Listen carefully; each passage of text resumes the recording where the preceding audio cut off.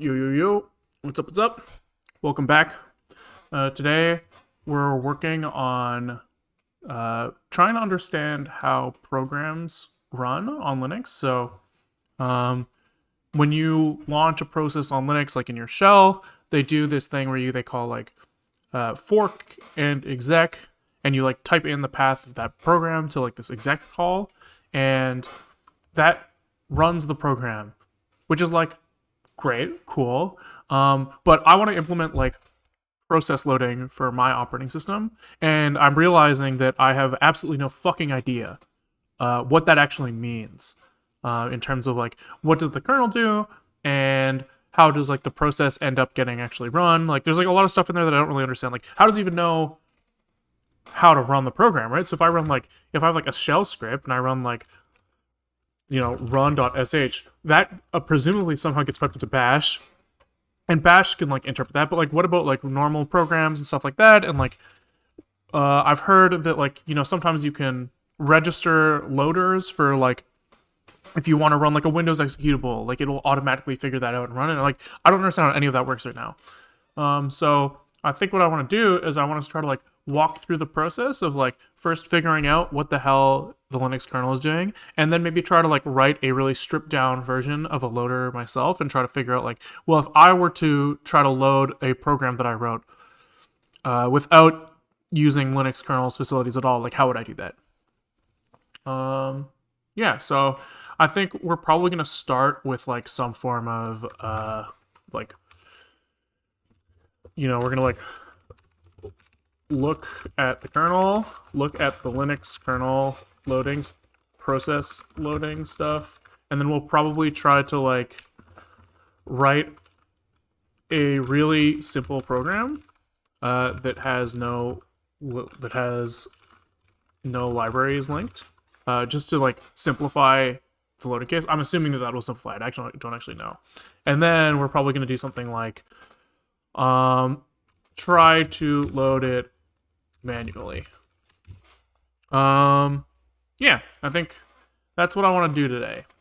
And so where we started, where I got to yesterday is I was like Googling around. I was like, what the fuck happens? Like, I don't know what's happening. I was Googling like, how do programs run? I don't know.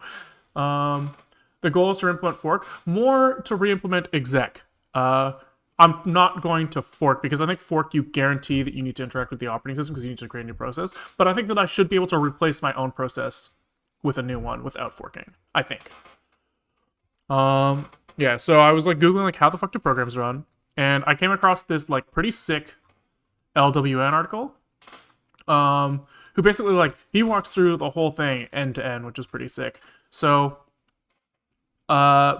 basically let's like maybe pull up a little simple demo of like what we're actually trying to work with. So if we go like write a little C file, let's delete whatever this was, and I think that we could just do like fork. Hold on, let's fork. I guess we don't need to fork, we just need to exec. So if I wanted to like run a program, we would call this like exec ve, this execute very executable. I don't know what the ve stands for. But we would like call this to essentially like replace our current process with the process that we were wanting to call. So if I wanted to like say, well, I'll pass in the name of a program and I'll try to run it. So let's maybe we'll pass it in at runtime, I guess, just for shits and gigs.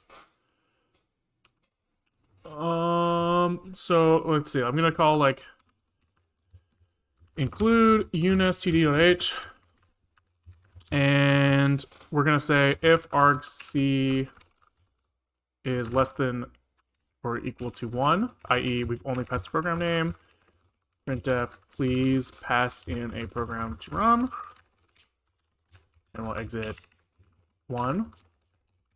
And otherwise, we're going to say exec the argument that we passed in, and we're gonna execute it with no arguments for now. So I think we can just pass it null and null. And I think that that should let us run a program. So let's see, test we'll create a little executable. And, oops. I typed exec instead of exec.ve. So let's try running that again. He doesn't like that I'm missing SEIO, of course. And there we go. So if I test like run like bash, that's a bad example because yeah, that's a bad example. But maybe I'll run like how like can I just run a program here? What's like a nice little program to run? Test 1. Okay, well maybe run that. That doesn't really tell us anything either. I want to like run a little. I'll run a second program that prints something. test2.c, and in here we're just going to quickly include stdio.h, return 0, and printf hello world. Okay, so if I say make an output test2 from test.c, I run test2, great, and if I won't, oopsies, this needs to come from test2.c. I run that, I should get hello world, and if I run test with test2, there, that runs the program still. So all I've been trying to do here is essentially show that like I know that there's, if I want to run a program, I can run this function that will run it. But like, what the hell does that do? And so that's kind of what this page is showing us. Is like they're kind of like walking through that process. So this is calling into libc essentially, and this is mapping to the like exec ve syscall in Linux. So we can actually go into the Linux kernel, and is this the right window? And they have these like when they define a syscall, they have this macro that they use called like syscall define, and then I can look for that followed by exec ve. And here's like the implementation. Oops, wrong one. Here is the implementation of exec ve essentially. So we pass in these 3 arguments. These are the 3 arguments we pass to libc, and libc just like passes these into the kernel by doing like a syscall. I'm skipping over some mechanisms here, but maybe I shouldn't. So I'm gonna pull up like a really simple, like a simple version of libc called musl.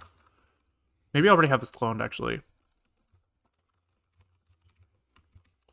And let's see if I can find like int exec ve in here.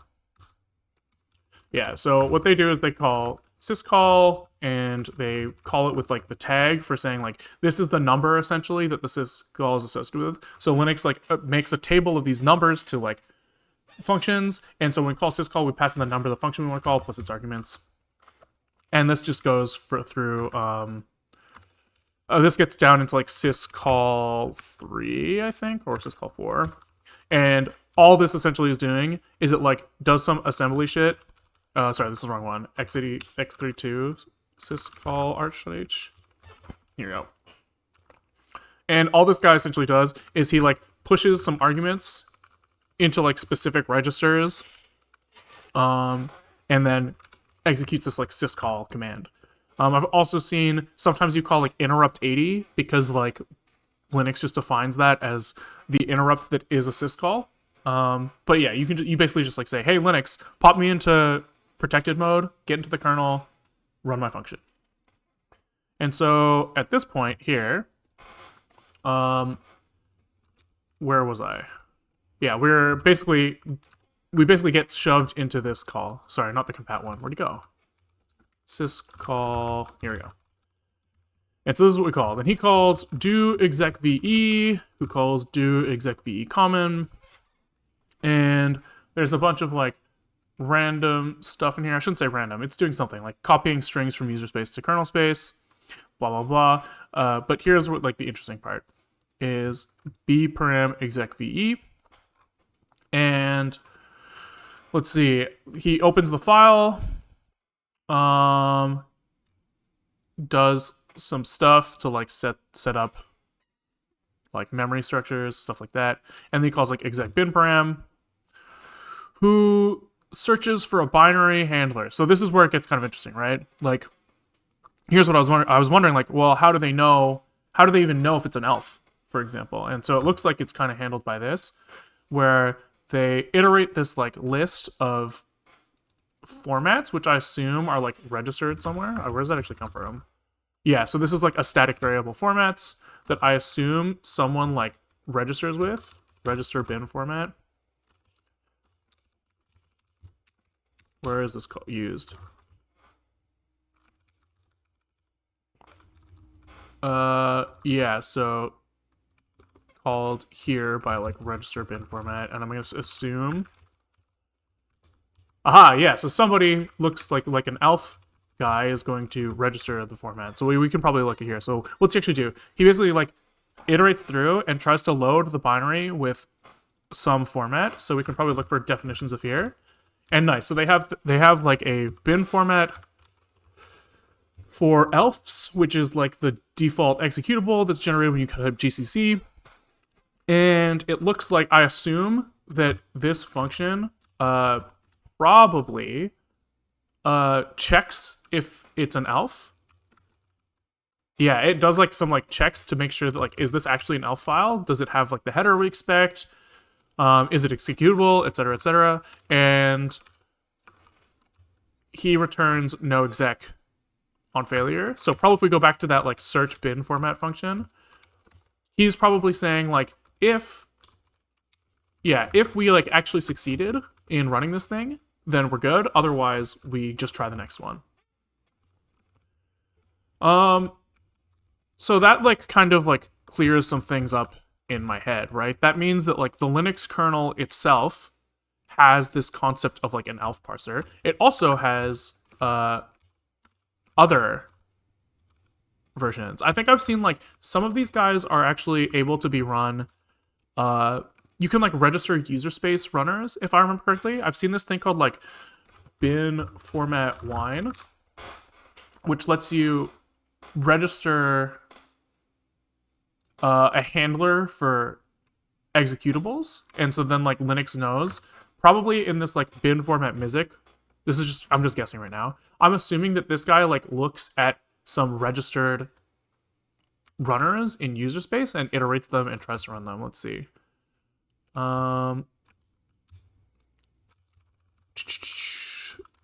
I'm not really. Open exec, where is this guy? Not sure. Change interpreter. Ah, yeah. So he probably figures out what interpreter to run where and probably prefixes that. I'm not really sure. Let's see, like maybe let's see what wine bin format does. Can I like, oh, maybe this is giving me a clue. No, I don't want to give you money, Wikipedia. So bin format music, which allows arbitrary executable file formats to be recognized and passes certain user space applications such as emulators of virtual machines. Perfect. That's exactly what I was guessing. So like you register them in procfs, I see, or systemd will register them for you. I see. So you say like, hey, Linux kernel, here is my executable and you can run it. And I assume that like somewhere in this like bin format music, they register, yeah. They like register a file system in procfs where you can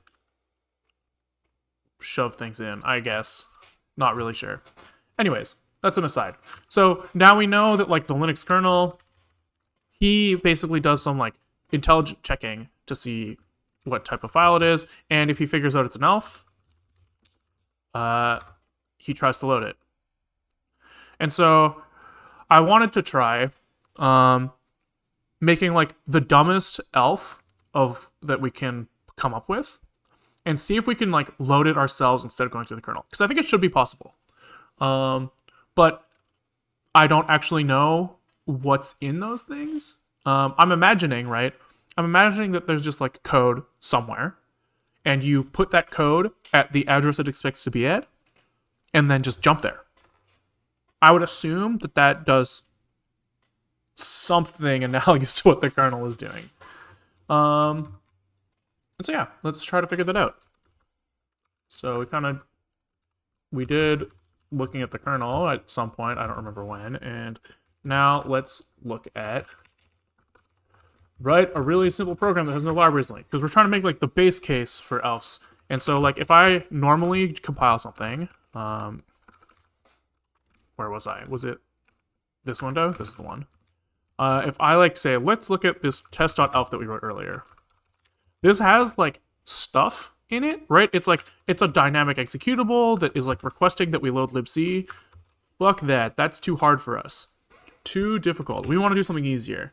And so I think what we want to do is we want to create like an executable that does something interesting, or something visible, I should say. Maybe not interesting, but visible. And does it with no libraries linked.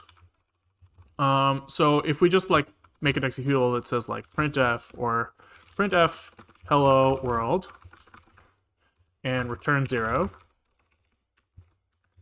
Let's try like figuring out like what's the like dumbest version of this that we can do. So that's our little hello world script. And let's look at it. So if we go ldd test.elf, we should see the same shit.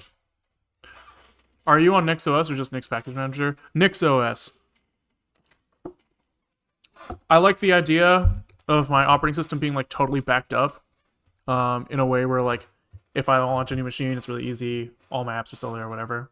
But I don't know if I'd recommend it unless you're already interested. Because there's a lot of pain that can come with it. Like if you try to like write your own application and package it, it's like it's not nearly as easy on some as on other distributions. But it's fun, I like it.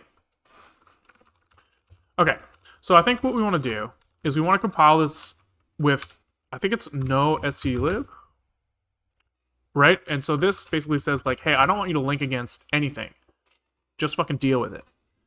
Which now says like, hey, first of all, there's no entry symbol start, which is weird, right? Like you expect when you in your like, when you first start programming, you hear like, oh, I'll write main, and main's where the program starts. But that's not actually true.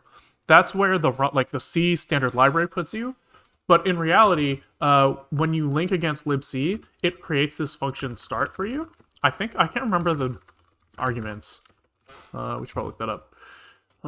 Start function.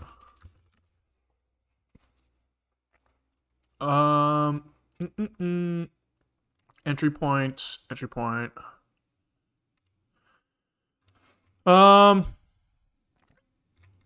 Not sure. I'm going to skip this for now. I'm just going to assume that there's no arguments and returns no arguments, or returns nothing, and we're going to try to like exit here, and we're going to try to print, like, we'll call puts hello world. And so now the question is like, well, how do we implement these? And we can go back to like our little syscall thing from Moosel. I think it was x86 syscall arch.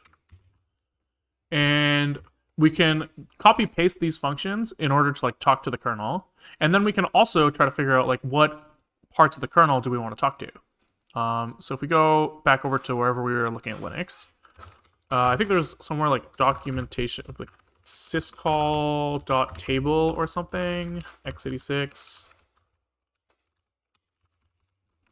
Yeah, so here we can look at like our syscall numbers. So exit is syscall 1, and we can look for syscall exit. No, sys exit. Walk. Let's see. How do we find these again? Documentation syscalls. Adding a new system call, syscall API.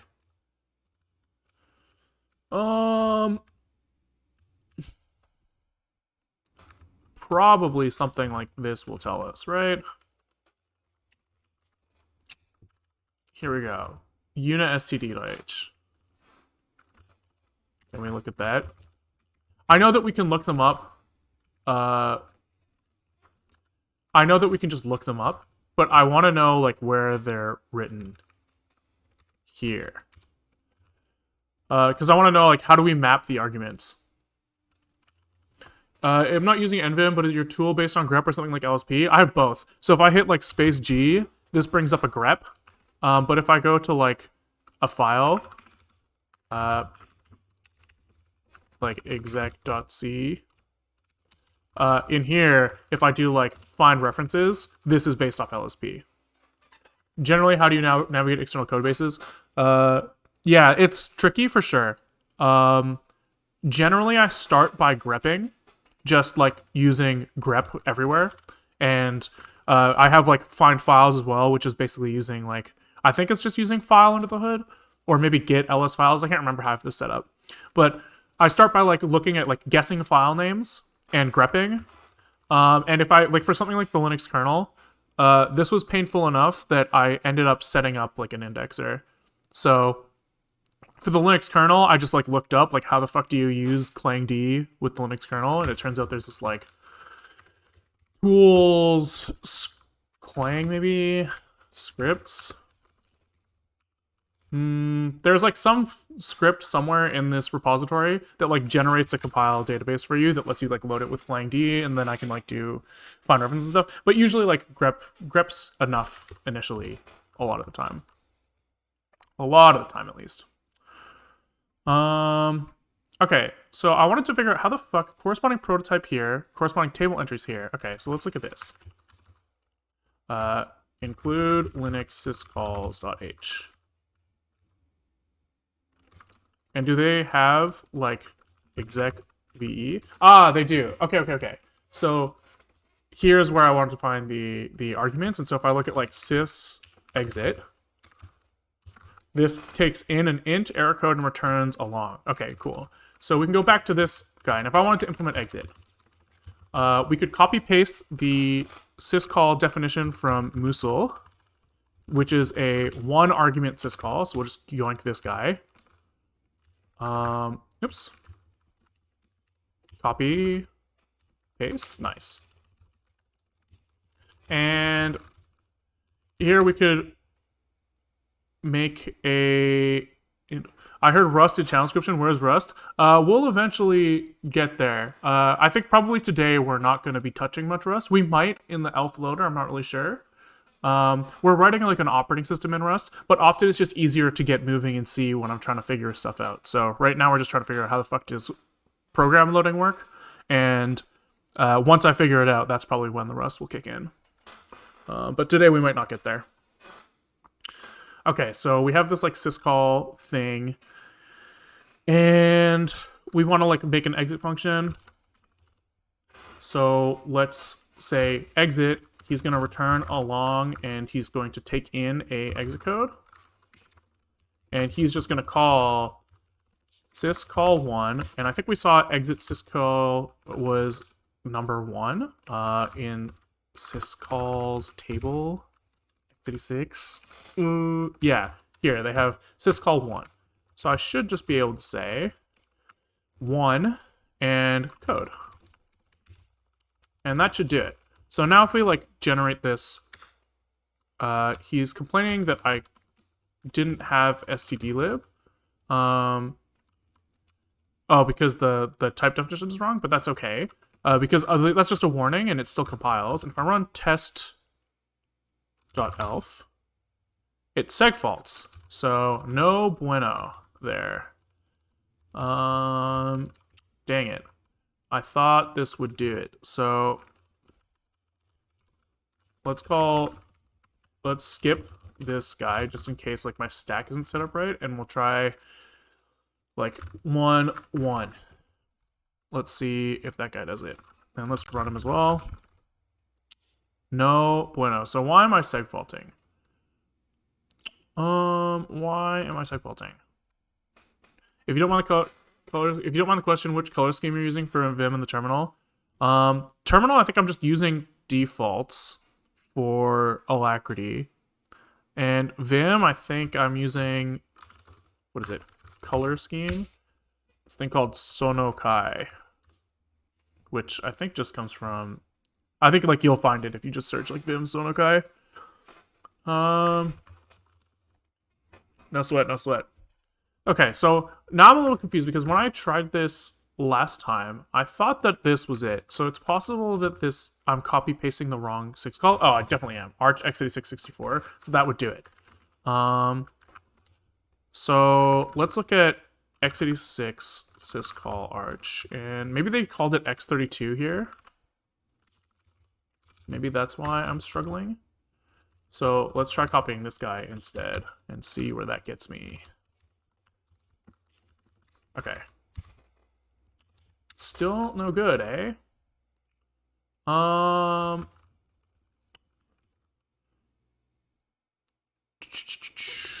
I could have sworn this was it. Thinking.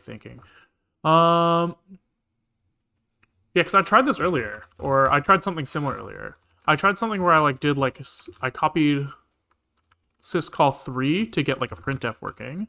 Maybe I still segfaulted, and that was like just part of it. So let's copy syscall 3 and try doing like a little write function. So what we want to do is we want to write to standard output. So we want to use the write syscall here, which is 4. Oh, wait, hold on. I looked up this table somewhere else. Let me double check that this is matching what I did before. Linux syscall table.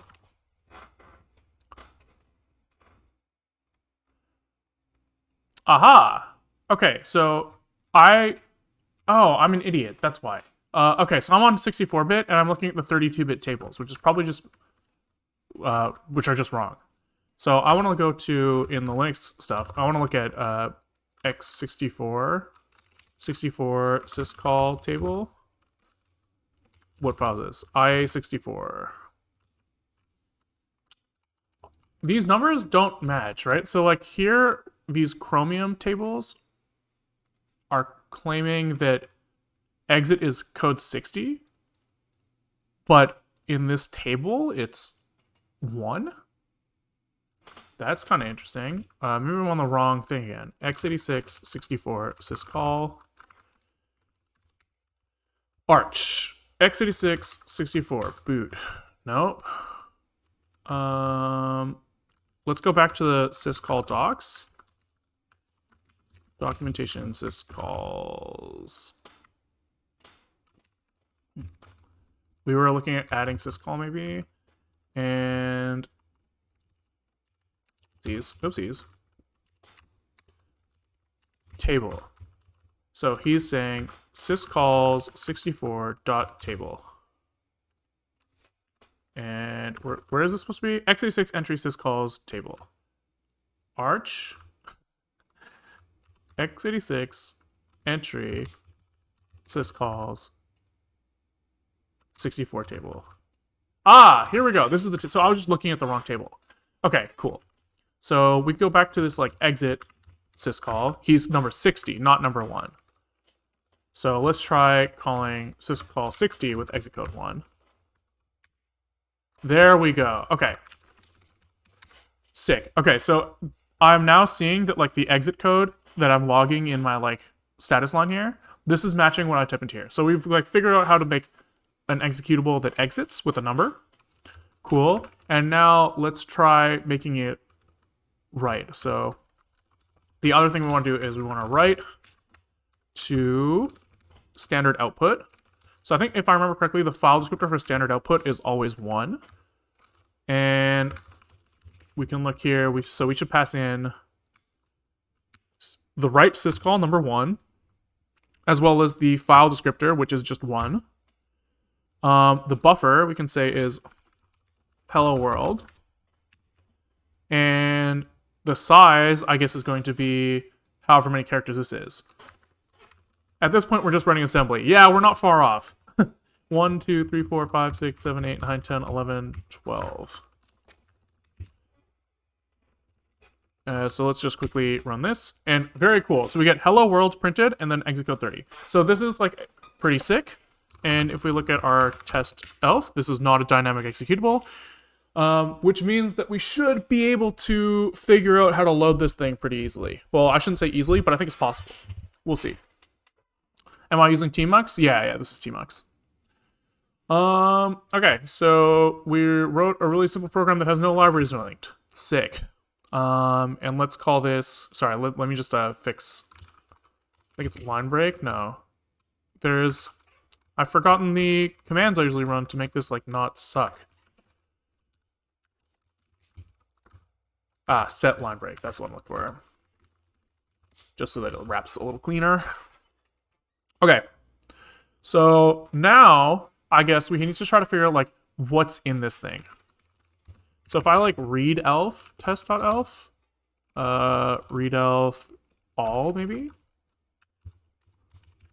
we can kind of see like what kind of things are in this guy. So he's got a magic, a class, data, version, operating system, blah, blah, blah, type, entry point address. So this is probably going to be kind of interesting. This is like where in the binary the start thing is located, I bet. If we do like obj dump -x test.elf, or is it -d maybe? This start function is located at this address, which matches what the entry point said here. So I guess like when we like take our program and compile it, the linker probably goes and he like resolves addresses. And one of the things he probably does is he finds where start is and he writes that down in the elf header. I'm guessing, I don't actually know. Then there's like start program headers, section headers, blah, blah, blah. So I think probably, what I'm thinking. Okay, so I'm sorry. My brain's a little scattered. So in my operating system, we don't have virtual memory right now. And I've been kind of like following, just trying to see what I can get away with while avoiding complexity. And so I think virtual memory is like, there's some complexity there, right? There's like an extra layer of abstraction. And I'm sure at one point I'll fucking need it, right? It seems like a very useful concept in general. But I think that we can avoid it. So what I've noticed when I was like Googling about program loading in general is that like this guy's saying like, hey, I want to run with this specific address. And so like it makes it pretty easy if you have virtual memory to just like take a program, dump it in its new memory space, right? Map whatever virtual addresses to whatever physical addresses, you don't really care. And then from the perspective of the process, he can just say like, yeah, when you start running me, I start running at address 1024 and I'll just run the code at 1024. And then like he says like, oh, I have like data over here and I can write down his exact address. I know that his exact address is always going to be like 100 and I'll just like look at the data at 100. And I'm going to like try to dodge that because I don't want to deal with it yet. And I think I can get away with it.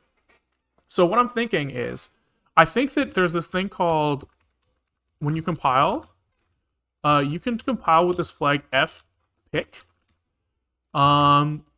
which does, will this tell me? Fuck, where do I like GCC fpick? I think it stands for position independent code. And so what I think is if I compile my whole program saying, hey, you don't care about where in memory you actually are. And then I copy paste my program into like a random spot in memory. I think I should be able to run it from there. I think. So that's kind of what I wanted to try here with my like custom elf loader, was I wanted to try doing exactly that. I don't really know when we started working on this, so I'll break it down later. And what I'm gonna do here is I'm gonna like go right, like maybe we'll make a new folder called like custom loader. And we're gonna pull in our test file here. And we'll call this like loady, right? We have the loader and the loady. And we'll make a loader.c. And I don't really know what the fuck this guy's gonna do yet. Presumably he's gonna try to like load an elf. And so I guess we're going to need like some sort of elf parsing library for now. Like maybe in the future I'll like learn to parse an elf by hand, but for now let's just kind of like try to skip that part and like elf parsing library C.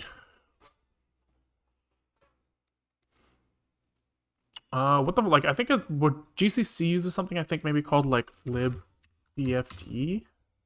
What does this thing do? Binary file descriptor library. Yeah, that sounds right. Wait, isn't the mapping done by the kernel automatically? So the kernel does the mapping. Yeah, like the mapping from virtual to physical memory is done by the kernel. Yeah, so the linker doesn't have to care about physical addresses. The linker can just like you could link like every program that just says like start running at address 800, and you could launch like multiple of those programs at the same time. And the like when you load the program, the kernel will just go like jump to address 800, and those two 800s will just be like different addresses in physical memory, if I understand correctly. There's some comments, chat messages about virtual memory. I'm not really. I don't have like a good feel for it yet, but I think that you guys are saying reasonable shit in there. Yeah. Okay.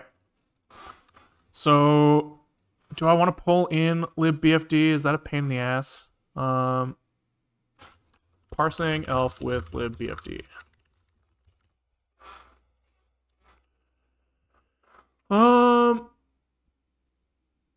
Yeah, they have BFD get section by name. So I guess I just have to learn how to use this library. Or okay, well, let's start. Let's start by doing a simple thing. And the simple thing would be to use readelf to get the entry point and try just jumping to that spot. I think that if I just like in my start function jump to a specific address after loading it, I think that should work. I think. So maybe what we'll do is we'll hard code the address here. So we'll see gcc-o. Let's maybe write a little build script. And this is going to be user bin and bash. And he's going to gcc-o load from load.c. And he's going to have position independent code. And then we're going to make our loader application. And that's it for now, I guess. So let's run our build script.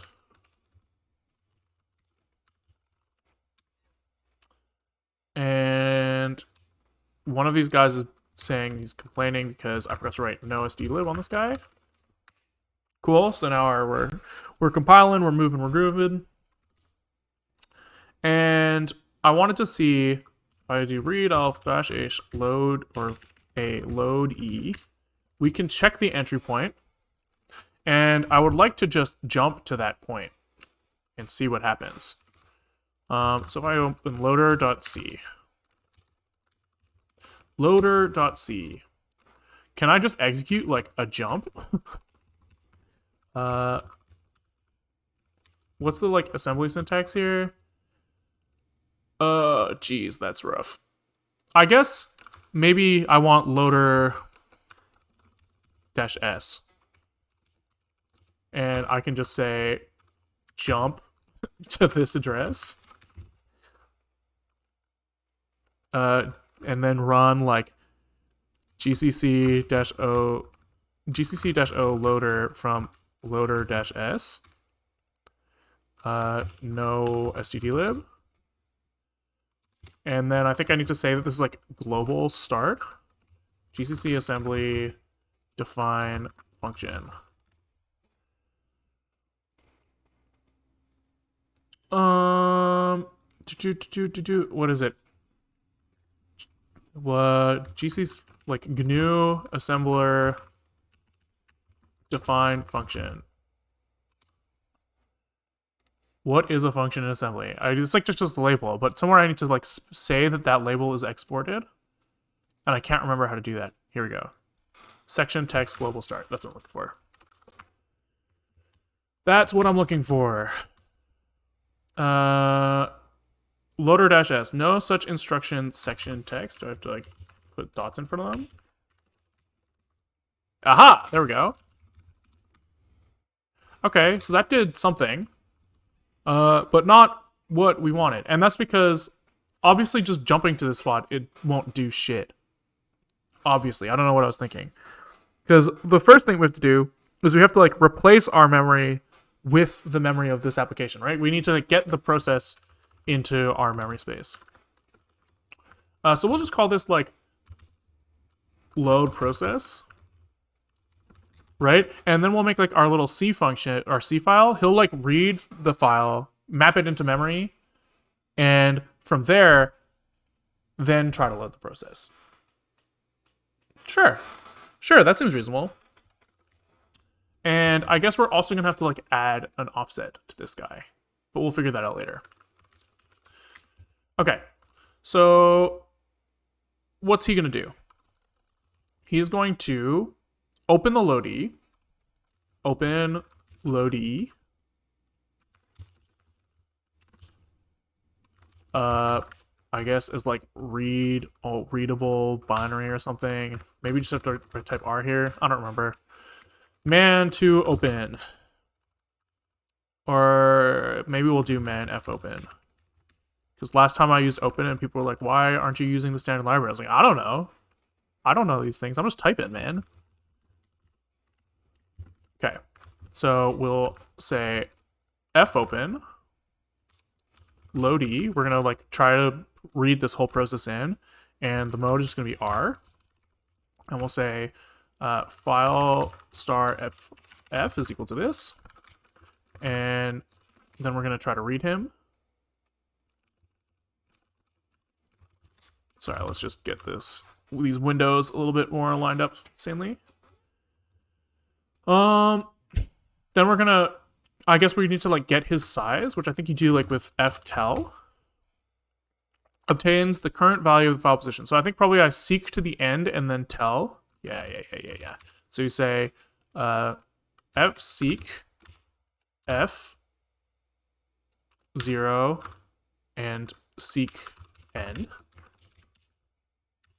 And we say int ret is equal to this guy. I guess we say int ret up here.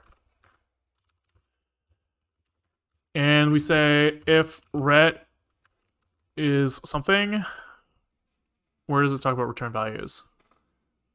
Otherwise, -1 is returned. So we say if ret is less than 0, printf seek failed and return 0. And then we ftell to get the size. So we just say, where the fuck are you? So we say long size, file size equal to ftell f. And I'm assuming that ftell will fail. Yeah.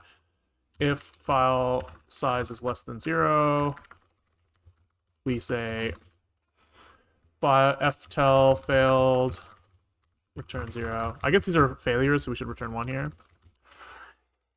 And then we'll know the file size, then we can read it. So then we'll malloc file size, say car star buff is equal to this guy. And then we have to fseek back to the beginning. So it's seek start probably. I actually don't know. Let's see. Seek set. Cool. Seek set. And if this guy is less than 0, we say seeking to beginning of file failed, return 1. And then we fread file. Oh, no, sorry, the buffer.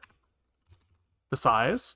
Where size and number of elements, I always get them mixed up. One of them is like how big each chunk is, and one of them is how many of those chunks to read.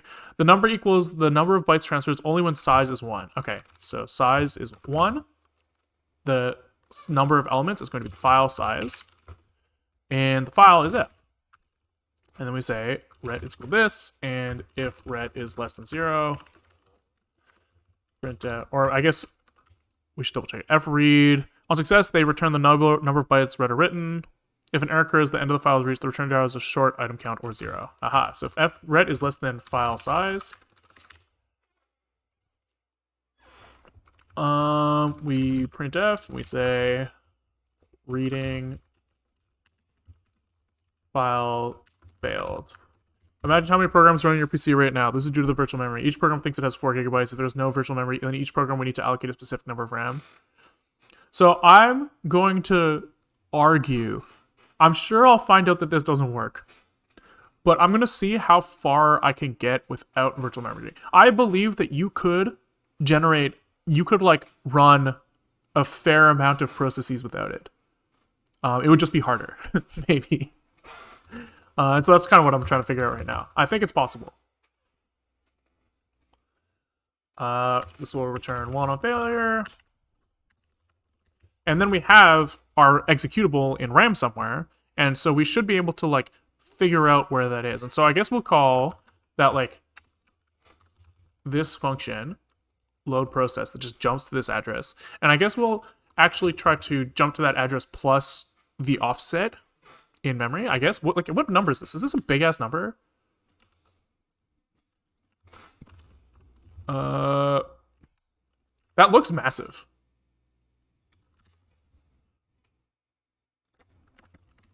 Divide 24, divide 24. That's only 4 megs in, I guess, which isn't crazy. How big is the file? Du load. So this is a 12-byte file. -h. This is a 12K file. Okay, so that's interesting. So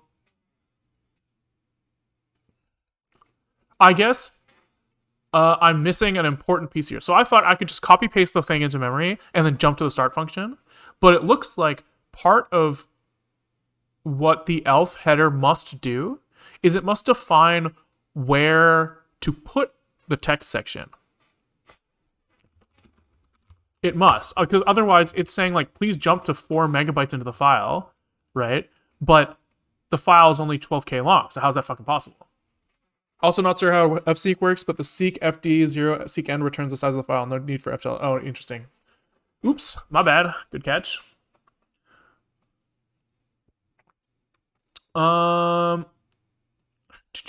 Okay, so presumably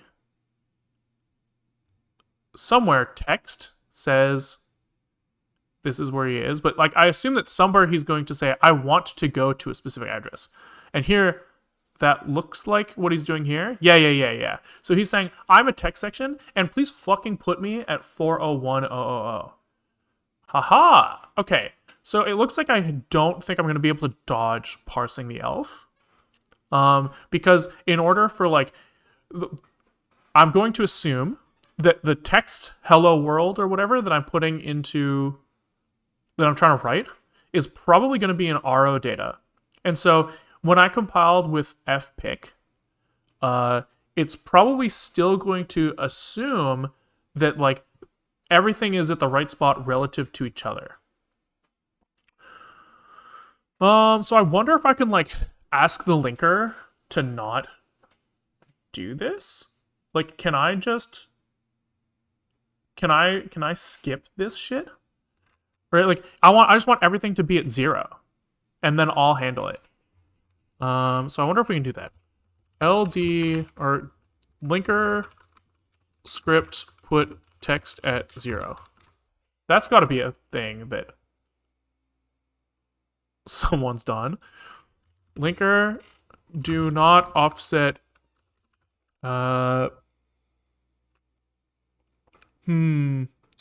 elf set text section to start of memory. You can specify a start offset. That would be like in a linker script, right? Like, or can I do it without one? Maybe not. Okay, well, we'll try. I guess we can pull Place text section at the very end of the elf. Yeah, this does look like what I want to do. Yeah, let's just do that. So we can copy. I can't remember how to use a linker script, but I guess we'll figure it out. Linker script. And we'll try like setting this number to, we won't put it to 0, but we'll put it like really fucking low, right? Like something like 1000. That should be enough. Maybe we need more than that. We'll see. Okay. And now, if I call this, but then like, I think it's -wl something something, linker script GCC command line. Script. WL-T script. Yeah. Linker.ld. Okay. So we're close. Non-existent p headers. So we're missing we just copy pasted half of what that guy said here, and I thought we didn't need it, but we did. So where the fuck was that? I think I was over here. Why do I need to specify p headers? I think that I didn't do that in my stream OS stuff. Yeah, I didn't specify p headers here, so why do I have to do it here? Maybe it's because I didn't say entry.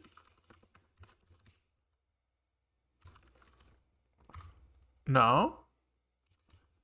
Assigned to non-existent p headers. So why is it saying that? Because I don't understand why.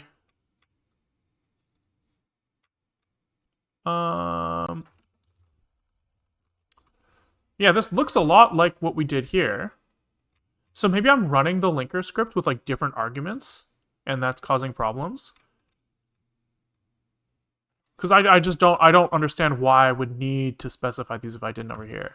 So maybe we can look at when I build my stream OS, maybe that will give me a clue. I can maybe run with like verbose mode and see what cargo's doing. Maybe.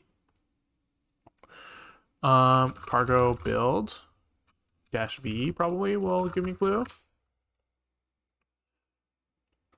So here he is running Rust C. Sure, give him a second.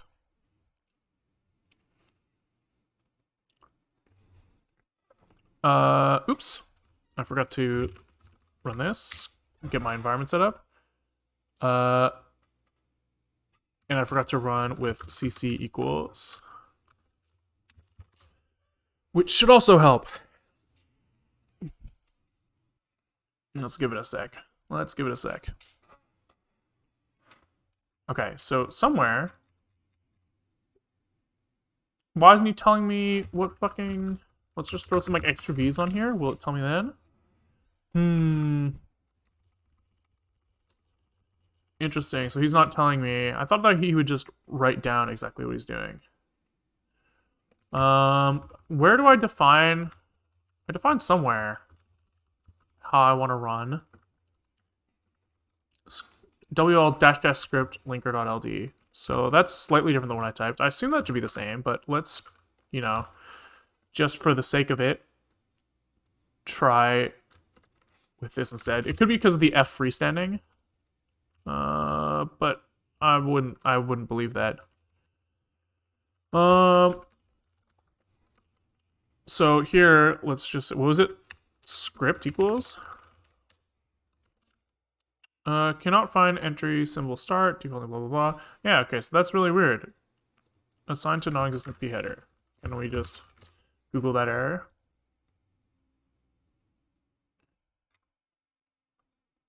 I guess I'll just make the section. I just don't understand. I really don't understand why I have to do this now and I didn't have to before.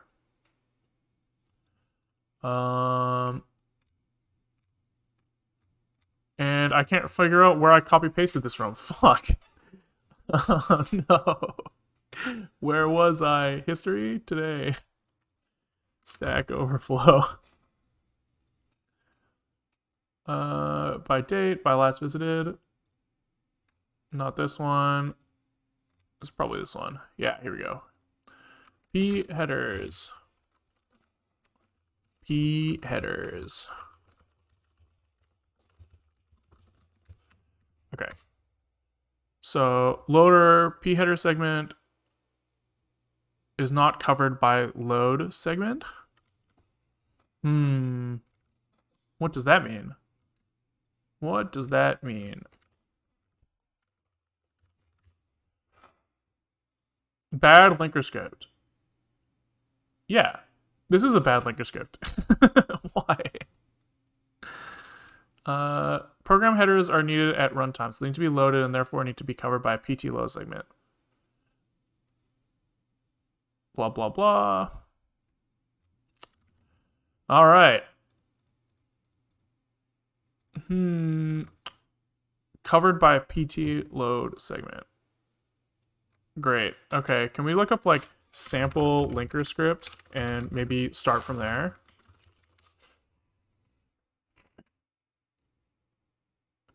Let's say the code should be loaded here. And the data should start at address here. Yeah, so like why? They're saying that the simplest possible linker script has one command, sections. Yeah, so why the fuck doesn't this work? Right, because I would think that like just doing this is like how I thought it worked before. Oh, maybe this should be loader.c. Oops. Okay. And now they're saying undefined reference to puts. Oh no, fuck. Load.c. I'm just confused about what's going on. Okay. So now, if I rm load, there we go. Okay, so I was just confused about what I was trying to compile. Okay. So let's try setting this stuff really low. And let's read elf-h load. There we go. Okay, entry point address is at 0x1000. Okay, very good, very good. If I put this at like 0, does that like really fuck shit up? No. Okay. But still probably if I actually like looked at the contents of this file, I would assume that the data itself is not at 00000. So I think that we probably can't dodge parsing the elf at all.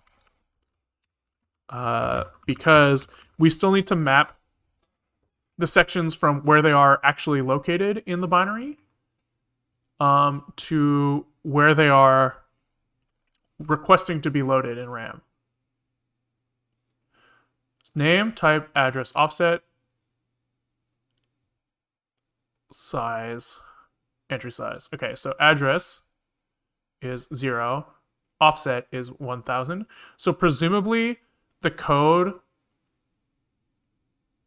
is in the binary at this offset, but its address is actually, it wants to be at 0. So I wonder, let's just for the sake of it, if I set the address to hex 1000, if those two things match up, then I guess there's no remapping to do. And maybe we can get away with just copy pasting the binary wherever we want. Because we have text, RO data, each frame header, note. And so like this stuff, comment, symtab, strtab, I'm guessing that we can get away without them. Just a guess. Obj dump. How do I print like the other stuff? Object-x? I want to see like where the string is in memory. But I guess it's not that simple. Oh, here. They're loading it with start plus 23. Okay, yeah, which is this address here of the RO data. Yeah, so my string's in RO data, they're loading it in, blah, blah, blah. And so I think if we just jump to the address, like our memory address and buffer, plus hex 1000, I bet that we'll see what we want to see. So,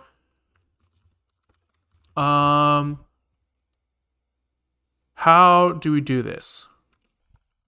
We have loader -s, and here now we're gonna say we want to jump to like an argument passed in.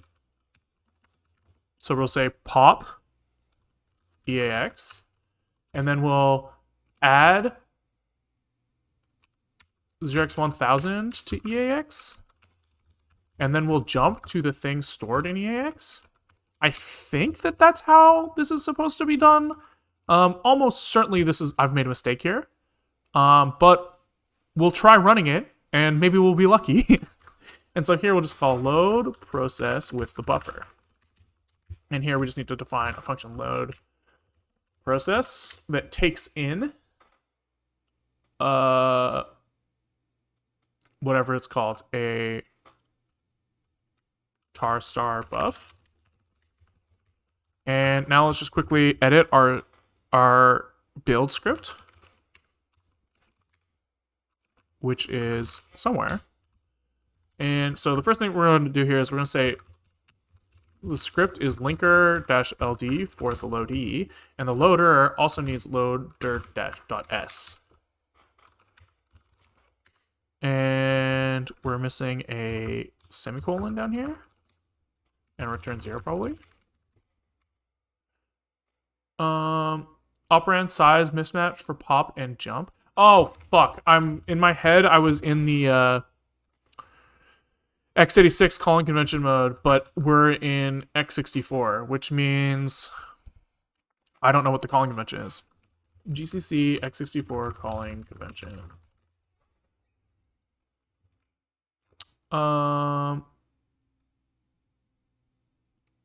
Okay. It's almost certainly this one. So argument 1 is going to go in RDI. So here we should just be able to do RDI like this, I think. Ooh, I think. Sure. And let's run loader segmentation fault. Okay. Let's printf here and say finished reading file. We'll run build and we'll run the loader. So we're segfaulting actually shockingly before that.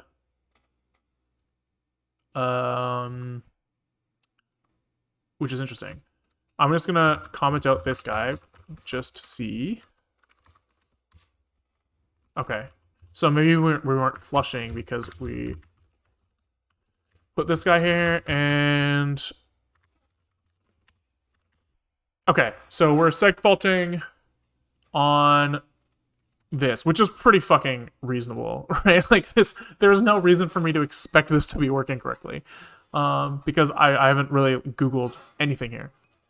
First time chatter here, what are we working on? Okay, so we're trying to figure out how the hell loading works, and like what happens when I like launch a binary. So we've kind of like looked through like what Linux does when I type exec. And now we're trying to figure out, well, if I were to try to like load my own program right now, how would I do that if I wanted to bypass the kernel? So we've kind of like written a program that we've written like a really shitty C program that has no dependencies. And we think that we're trying to understand where the code is, and where, if we were to like copy paste it into memory, could we like just jump to that location and see how it works, like see it run? So yeah, that's what we're trying to see. This is probably not going to work, by the way. Malloc will give you memory that's mapped read and write. You need prod exec for executing code. Ah, right. I did. Thank you. I forgot about that. So I've done this before by using this like m protect call, which lets me change the protection flags of something that I mapped. I'm not sure if this will work for something that's malloc, but it'd be interesting to try. So there's a good chance that our jump code is totally wrong, but let's handle this first as well. So we will include sysmemman.h. Who knows what that stands for? Memory mapping and other stuff. I don't know. And we will change this to be read, write, and execute, because like what's that concept they have, like write XOR execute or something. This is like a common like what do you call this, like security thing that operating systems do, where they say like, hey, you can either write to this memory or you can execute it, but you can't fucking do both, which is supposed to prevent some sort of like easy attacks of people being like, oh, there's a buffer overflow, so I'm just gonna write some code in there and then jump to it. So that's what I think that's what this is for.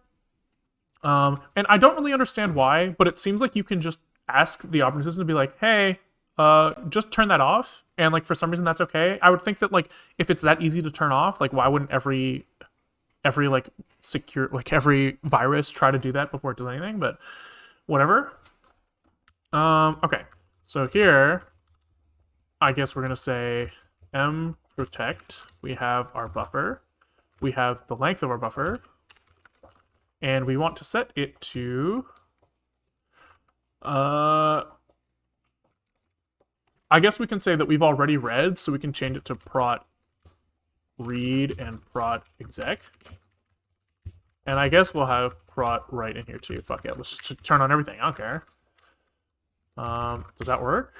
So we'll say GCC. Oh, I guess we'll check. We need to check if this succeeded. So we'll say ret is equal to this. If ret is less than 0, I assume. Let's check the return value. We'll return -1 on failure. So if ret is equal to -1, we'll say mprotect failed.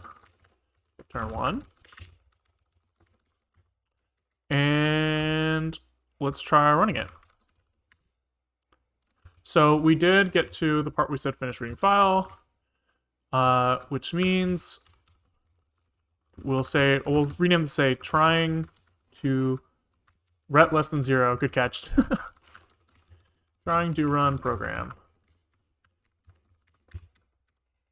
We build, we run, and he's saying mprotect failed. Sick.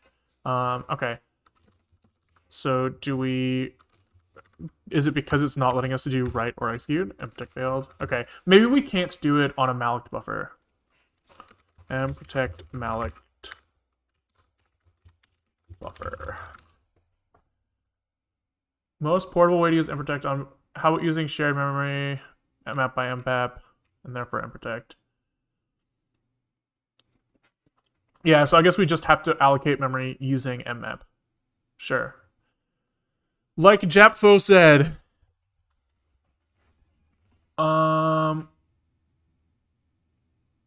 Sure. So let's see. Man mmap. So instead of mallocing, we're gonna mmap the address of null, I think. Let's just double check this. Oh my god, that's a lot of text. I hate reading. No.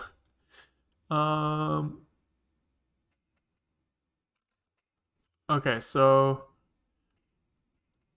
what is this address supposed to be?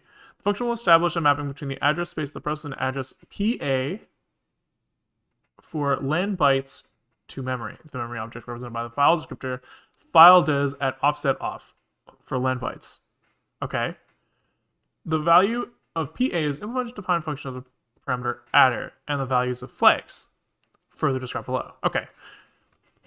A successful mmap shall return PA as its result. The address range starting at PA and continuing for len bytes shall be legitimate for the possible address space of the process. Blah, blah, blah, blah, blah. Okay, can we just like replace malloc with mmap? Maybe somebody on the internet just like has given me the numbers. Did you read carefully the mmap man page? No. I recommend reading it several times. Well, let's see if you just tell me what I want to do. Notice you can only ask the kernel to manage memory aligned to multiple of page size, which is often 4096. Okay, so he finds the page size. He maps null into page size with read and write, with anonymous, with a -1 here. Okay, sure. And I guess we're gonna have a problem where our file is gonna be longer than 1 page size, but we could just ask for 2 pages. This guy, for his 2,000 bytes, fit into. Oh, I see. So I guess I can probably just multiply this by however many pages I need. Yeah, let's do that. All right. Okay. Okay. Let's try it. So where was I? I was over here. And we'll do this. We'll say this is a buffer. We'll align these guys to the right indent level. We'll change what this guy does on failure. So say printf failed to mmap. Return 1. This guy is supposed to be buffer now. And here we just need to say mmap size is let's see. Size t mmap size is equal to the file size plus 4093 rounded down to 4096. I think we can do this to say divide by 4096 times 4096 to like force it down to the lowest number of bytes. Like I think that this will result in like a truncation, and then multiplying it back out will put us at the right thing. I think this is how I like my dumb brain is guessing that I would do a round up, but I don't actually know if that works. I guess you could also do some like shifts instead, but whatever. I also don't know if like the compiler is going to try to like fuck me here, but we'll see. I guess we'll say printf file size is this and mmap size is this. Okay. So we build. He's mad because I'm missing some includes. So man sysconf is from unstd. All right. And we're missing assert and mmap. So mmap comes from sysmman, which we have. But mmap failed is not defined for us, so let's see, return value is map failed, not mmap failed. So like he says, so we delete this m, and I guess we'll include assert.h as well. Okay, so we build. Seems fine. And let's run the loader. And he's failing to mmap. So let's just double check if this is a correct multiple 496. Fine. 5496. So my rounding is just totally fucking wrong, which not that surprising. Also, file size of 0, also crazy fucking wrong.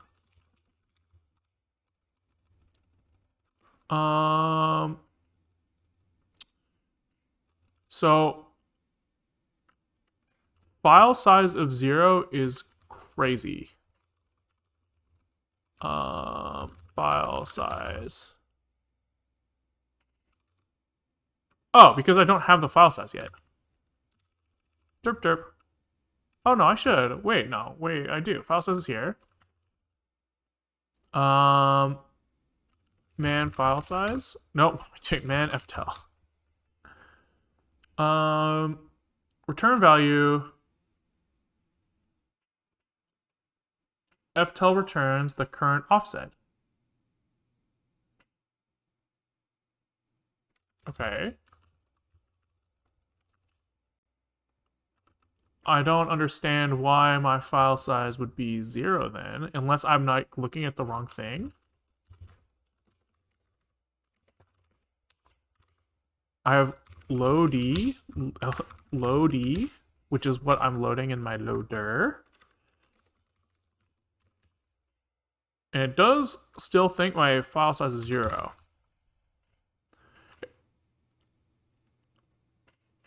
It's also kind of funny that my mmap size isn't 0 in that case. Oh, I didn't pass the arguments, like you said. Derp derp, thank you. I didn't understand what you said when I read it the first time, so I just ignored it like an idiot. Okay, file size 5440, mmap size 8192. So that seems reasonable to me, right? That's 2 pages. 4096 times 2 is 8192. So maybe let's just quickly see if I do 4096, if it succeeds. Loader. Still failed to mmap. Okay, so why would that be the case? I guess we can look at what the error is saying. So presumably he sets Erno on failure. Okay, yeah, and sets Erno didn't get the error. So let's say failed to mmap, and we'll just chuck an Erno in there and see what it says. So we build. We need to include Erno. And we run it again. Failed to mmap 22. Erno 22. Oi, oi, oi, Erno mappings. Where do I find, like, their numbers? I know that I do this every fucking time. Where it's just like, I can never remember where I'm supposed to look these up. Erno numbers.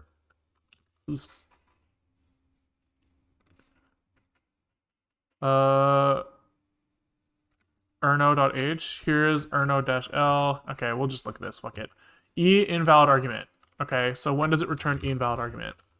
Man mmap and E inval. If the len is 0, or if the flags is neither is invalid, either map private or map shared is not set. Okay.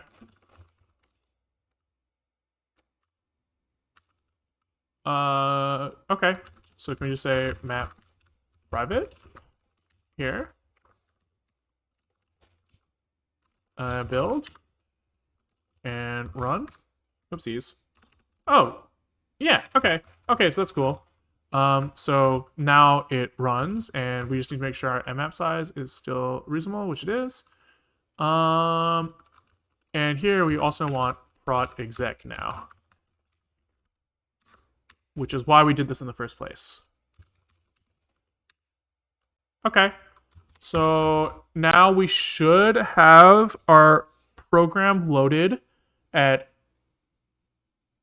this address, and the start function should be at buffer plus hex 1000. So maybe what we'll do instead of trying to load the process right now is we're just gonna like hex dump part of our memory, which is probably easiest to do with GDB. Probably easiest to do with GDB. So let's quickly just make sure that we'll say -g GDB here so that we have everything we need. We'll run build.sh and we'll say GDB loader after we download GDB. Oops. Wrong word. Okay. So now I should be able to say GDB loader. And I guess I forgot to look at where I want to breakpoint. So we just want to break at line 61. And we hit continue, or run, I guess. And I wanted to look at what is the value of buffer. And what is the value of buffer plus hex 1000. And maybe we want to print in hex, and maybe the dereference of this guy. And let's print like the first like 20 bytes. And let's see if that matches. If I say obj dump disassemble my load-e, if I look at the first 20 bytes here, 55, 48, 89, E5, 48, 8D. No, that's, so this part looks right. 89, E5. Oh, 48, 89. 7D, so like this stuff's like wrong. Which is strange.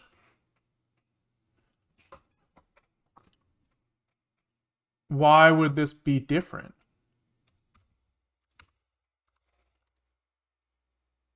What the fuck? 8, 9, 7D. Yeah, this is just different.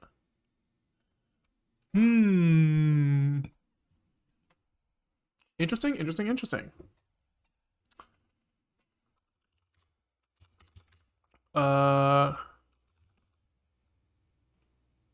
It could, I wonder if it's related to the boundary of pages, right? Maybe allocating 2 pages in the loader is not doing what I expect it to do. So we could test that by maybe writing all zeros to the whole thing, or like write a pattern to the whole thing and see if we see it the whole way across. Let's try that. So loader.c. Oopsies. Where is my editor? Here we go. I guess what we can also do is we should also hex dump our executable and see if the thing that we see in hex dump matches what we see in the disassembler. So let's expand this just a little bit, and we'll look at what we see here and compare that to what we saw in GDB. 554889 E5 4889 7D E8. So this is actually like exactly the same. 488975 EO, right? So this matches what we see in GDB, but it doesn't match what we see in our hex or obj dump,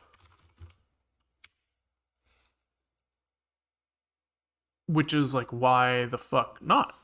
Maybe. Oh, it's because I'm looking at the wrong fucking address. God damn it. That's why. I was comparing address 1000 instead of address 1053. Okay. Which could also explain why I'm segfaulting, actually. So let's go back into the this guy, and I actually want to jump by 1053. And let's see if that runs. Okay, so obviously still not, right? We were getting a little excited there. But we do have... why am I not... There we go. We do have code that's executable that does match what we expect to see in the binary. And so now we're segfaulting, but we don't really know why. So it'd be kind of interesting maybe to run this in GDB again. And see exactly what line is segfaulting, and maybe that'll give us a clue it's like what the problem is. So let's run GDB loader. We'll just run it, and we're getting a problem with segmentation fault at add instruction. So that's interesting. So I probably just didn't type the right things here, right? I didn't look up anything here. I don't know assembly off the top of my head, so I just typed words and just assumed that they would work, which is like fucking stupid, right? Heading values in x64. Add x64 immediate GCC or GNU AS.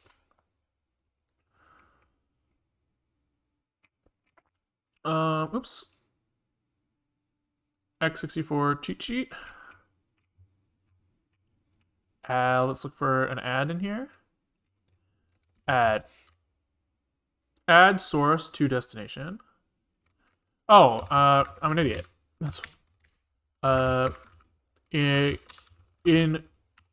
what is it called? AT&T syntax. I have to specify like values with a $sign. So let's try that. Build GDB run. Okay. So now we've segfaulted in another way. Probably in the jump instruction, like after the jump. Let's see, how do we do this? Can we breakpoint at loader.s line 6? So we run GDB again. And we break loader.s line 6. Run. And can we print what's in RDI? Info regs. Info registers. Okay, so in RGI, we have this address, which just seems fucking not what we wanted.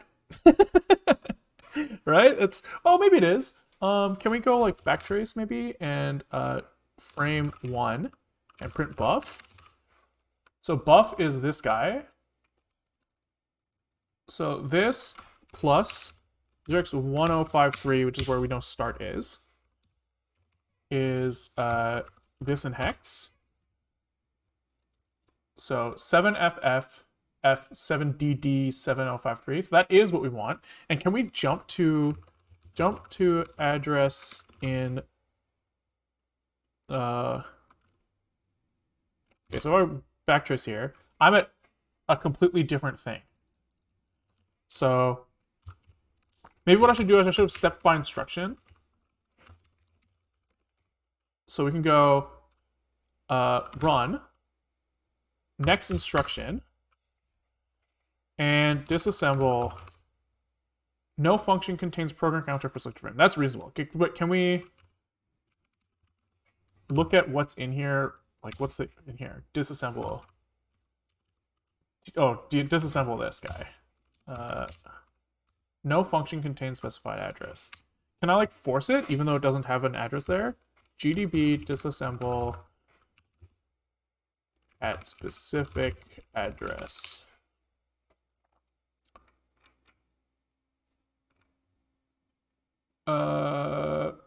Disassemble. Oh, I see. I can specify like a start and an end, and then it won't have to look up the function.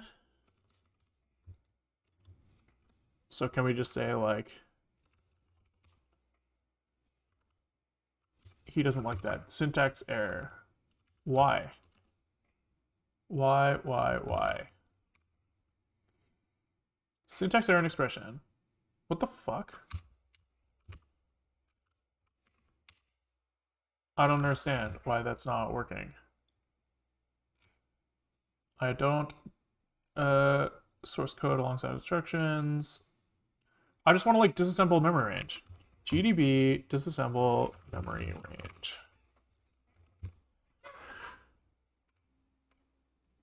Yeah, they are saying it's disassemble start end, so why the fuck?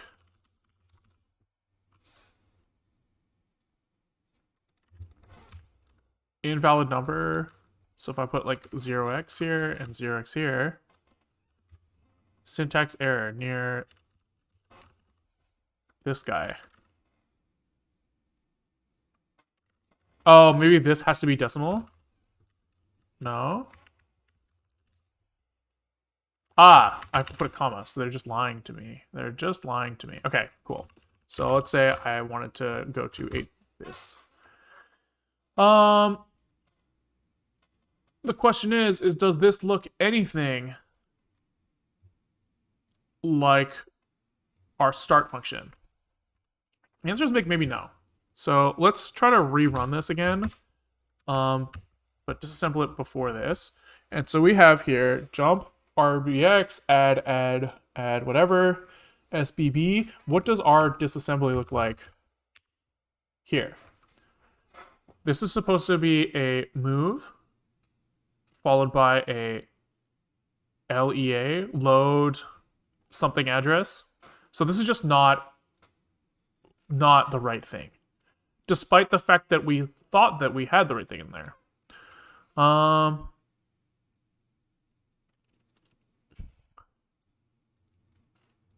Interesting again, the start function here is actually at address 1000, not 1053 like we thought.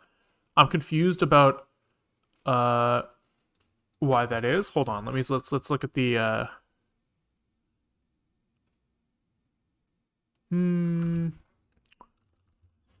okay, well, I don't really understand why. I thought that we understood that we were at address 1053, but let's try 1000 again and just see that, I guess. Just for shits and gigs. Because it could be that like when we compiled a few things, we kind of like some stuff got shuffled around. So I'll jump to the loadee. He's at address 1000 for start.